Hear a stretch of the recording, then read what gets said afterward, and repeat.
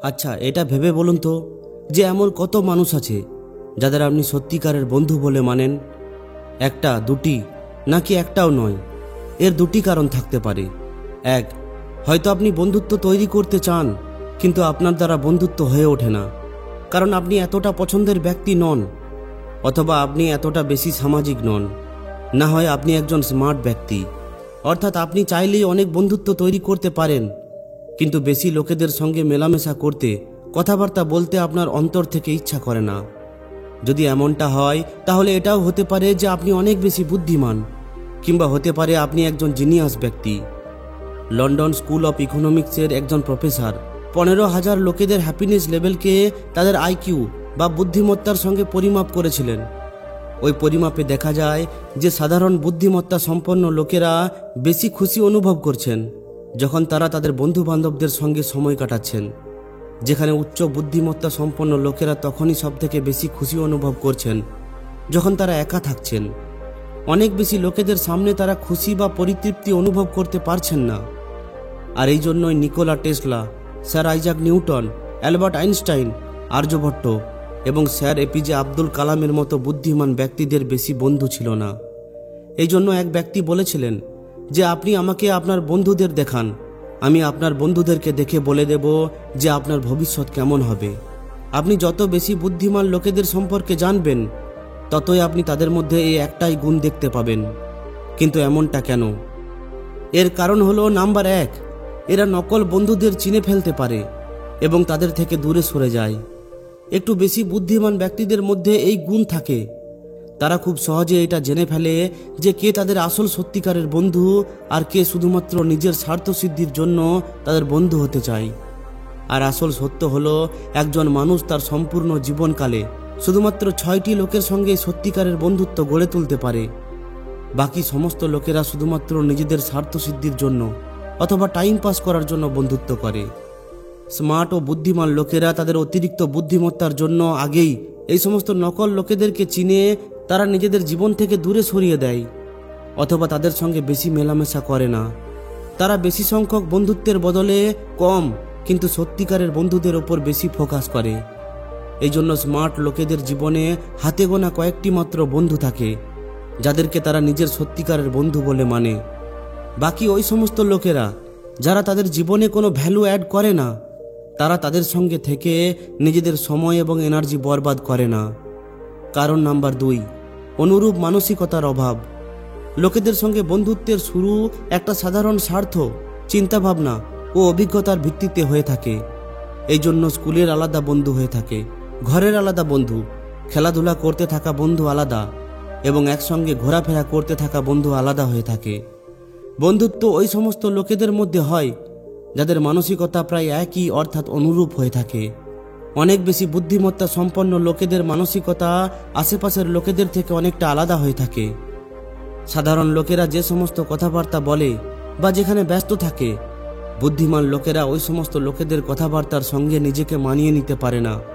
তাদের যে কোনো জিনিসের ওপর একটা আলাদা প্রত্যাশা বা চিন্তা ভাবনা থাকে। তাদের আগ্রহ এমন জিনিসের ওপর থাকে যেগুলো বাকি লোকেদের চিন্তা ভাবনার বাইরে থাকে।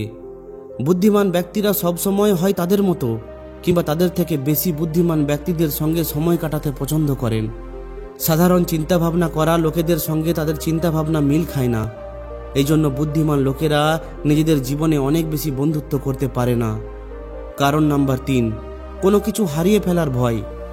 বুদ্ধিমান ব্যক্তিরা বাকি লোকেদের দেখে তাদের মতো তার মধ্যে কোনো কিছু হারিয়ে ফেলার ভয় থাকে না।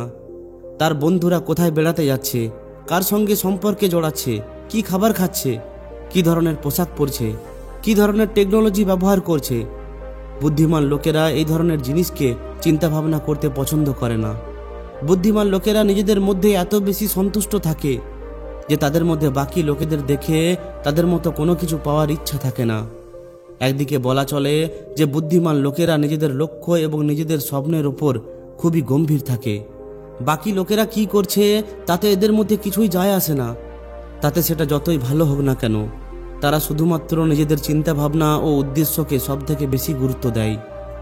কারণ নাম্বার 4, স্বাভাবিকভাবে সতর্কতা। যদি আপনাকে কোনো গ্রুপের মধ্যে সবথেকে বুদ্ধিমান ব্যক্তিকে খুঁজতে হয়, তাহলে তাকে দেখবেন না, যিনি সবথেকে বেশি কথা বলছেন, তার উপর ধ্যান দিন যিনি চুপচাপ সবার কথা শুনছেন।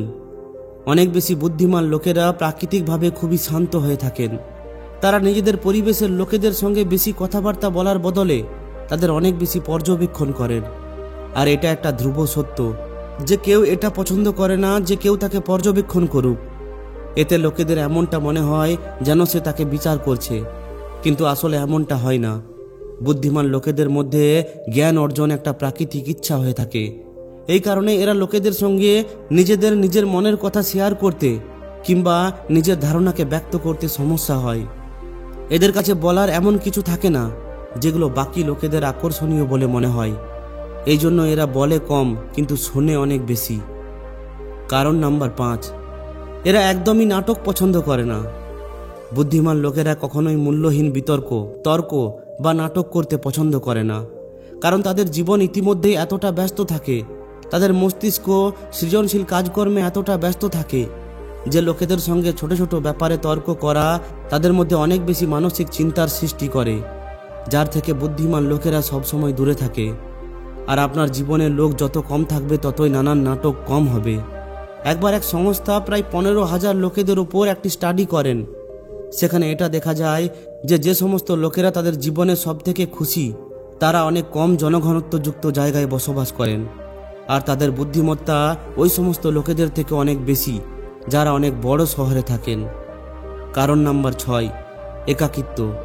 এক ব্যক্তি যিনি অনেক বড় জ্ঞানীগুণী ব্যক্তিদের ভালোভাবে পর্যবেক্ষণ করে তাদের জীবনী লিখেছেন, তিনি বলেছেন যে এই দুনিয়ায় যে সমস্ত জ্ঞানীগুণী ব্যক্তি আছে তাদের মধ্যে বেশিরভাগ লোকেরা বেশিরভাগ সময় এই সমাজ থেকে অনেকটা দূরে থাকতেন।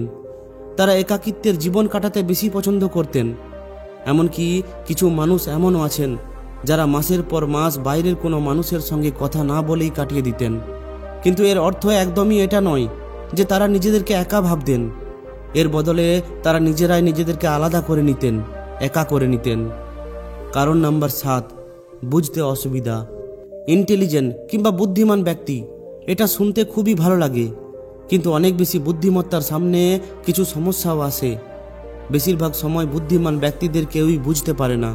যদি সে কোনো সামাজিক পরিস্থিতিতে চলে যায় তাহলে সে বুঝতেই পারে না যে সে কি কথা বলবে, আর বেশিরভাগ সময় তাদের কথাবার্তাকে বাকি মানুষেরা বুঝতেই পারে না কিংবা তার কথা বিভ্রান্তিকর বলে মনে হয়। কারণ নাম্বার 8, এরা নিজেদেরকে প্রমাণ করার প্রয়োজন বলে মনে করে না। বুদ্ধিমান লোকেরা কতটা বুদ্ধিমান সেটা তাদের কাউকে প্রমাণ করার দরকার পড়ে না।